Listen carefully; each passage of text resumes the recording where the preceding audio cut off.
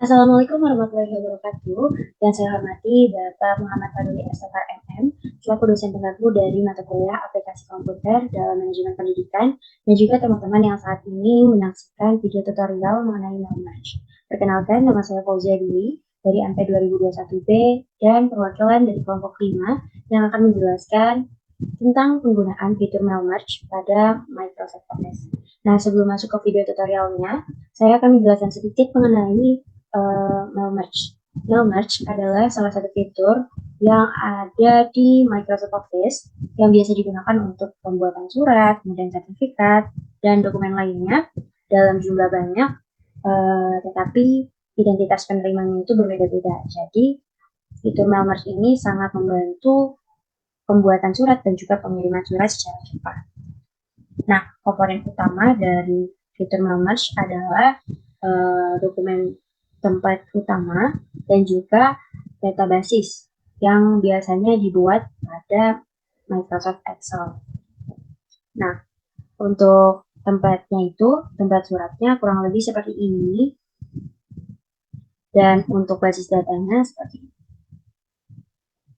Nah, untuk basis data, isinya disesuaikan dengan kebutuhan si pembuat surat. Kalau saya membuatnya, itu ada nomor surat, nama lengkap, dan juga instansi. Nah, langsung aja kita masuk ke pembuatan, ke penggunaan fitur mail merge. Nah, pertama, teman-teman kalau misalkan ingin menggunakan fitur mail merge harus membuka dulu template suratnya, lalu kita klik mailings, lalu kita klik select recipients, dan pilih username system list karena kita sudah memiliki basis datanya. Gitu. Kalau sudah kita klik, kita pilih basis data tersebut kita taruh mana. Nah, kebetulan saya taruh di folder update form, kemudian di bagian UTS, dan saya klik yang ini, daftar donatur dengan format XLS yang sudah saya buat di Microsoft Excel. Nah, ini akan muncul pop-up seperti ini. Kalau teman-teman membuat basis datanya itu ada di sheet 2, maka nanti teman-teman bisa klik sheet 2-nya.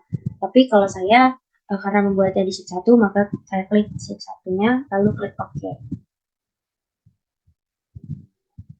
Nah, untuk mengetahui apakah mail merge itu sudah tersinkronasi gitu, teman-teman bisa lihat di bagian atas ini. Kalau warnanya sudah menyala semua, itu biasanya sudah tersinkronasi. Tapi ada step yang harus kita lakukan terlebih dahulu gitu.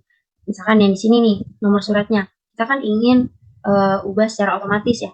Maka kita pilih yang insert merge field, lalu pilih yang nomor suratnya. Nah, nanti tampilannya akan berubah seperti ini. Begitupun yang nama lengkap. Nama lengkapnya bisa kita pilih juga insert merge field, lalu pilih yang nama lengkap. Yang instansi juga demikian. Nah, nanti kalau misalkan tampilannya sudah berubah seperti ini, teman-teman bisa langsung memilih preview results untuk melihat hasilnya seperti apa, apakah sudah benar atau belum. Kita pilih. Nah, nanti di sini akan berubah menjadi 001, kemudian di sini nama lengkapnya juga berubah, dan nama instansinya pun juga berubah sesuai dengan basis data yang sebelumnya sudah dibuat. Kalau ingin melihat nomor lainnya, bisa klik yang ini. Nah, itu akan berubah jadi 003 dan seterusnya. Nah, untuk perubahan ini hanya pada nomor surat, nama lengkap, dan juga instansi. Mungkin nanti bisa disesuaikan dengan kebutuhan teman-teman pada saat menggunakan fitur mail merge itu sendiri. Gitu. Nah, kalau teman-teman ingin membuat dokumen dengan keseluruhan datanya, itu bisa klik finish and merge. Lalu nanti akan muncul pop-up seperti ini. Teman-teman bisa klik all. Kalau misalkan teman-teman klik current record, itu yang muncul adalah dokumen baru yang mana si kursor ini terletak gitu. Misalkan kursor ini ada di 002, maka nanti dokumen barunya akan muncul yang 002. Nah, kalau teman-teman klik yang from, itu akan muncul dokumen baru, misalkan dari surat nomor 001 hingga 05, maka nanti yang muncul hanya nomor surat yang ini saja. Tuh. Nah, saya akan pilih all untuk melihat keseluruhan suratnya, keseluruhan nomor surat. Kita tunggu sebentar. Nanti akan muncul dokumen baru. Dokumen barunya itu namanya letters one. Nah, dokumen baru ini langsung tersinkronasi dengan basis datanya yang sudah dibuat. Misalkan di sini 001, 002. Nah, ini kalau kita klik all, maka akan muncul sebanyak 100 surat undangan dengan identitas penerima yang berbeda-beda. Gitu.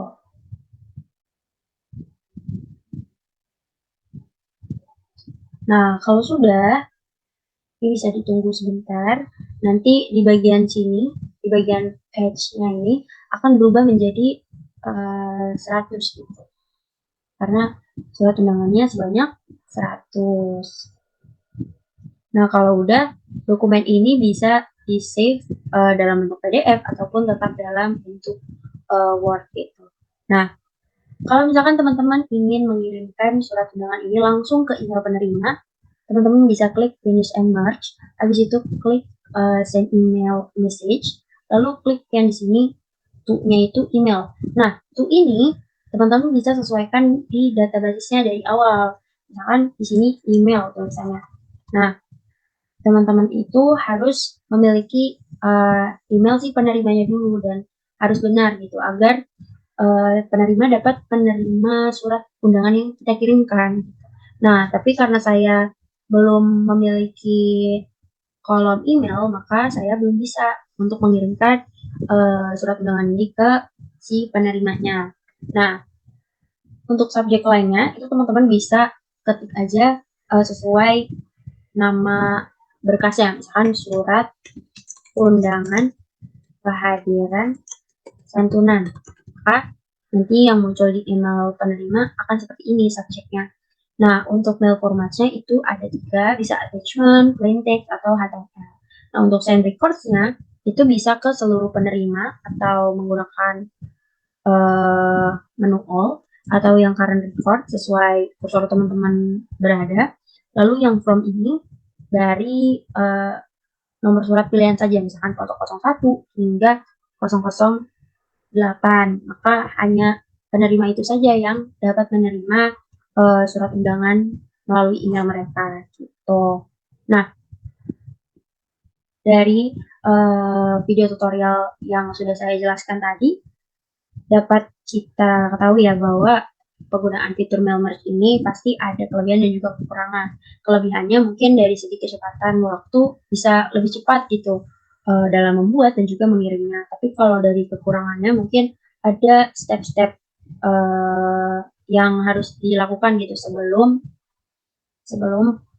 mengirimkan surat undangan ini kepada si penerima gitu.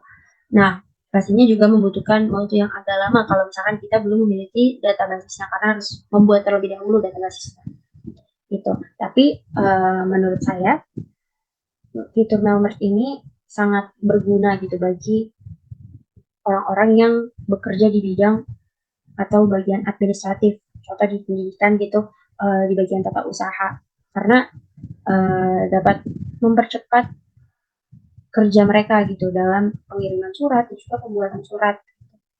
Jadi efisien waktu juga dan mungkin produktivitas mereka ketika menggunakan fitur mail merge lebih meningkat dibanding mereka membuat surat secara manual. Mungkin itu saja yang dapat saya jelaskan. Kurang lebihnya mohon dimaafkan. Wabillahi taufiq wal hidayah. Wassalamualaikum warahmatullahi wabarakatuh.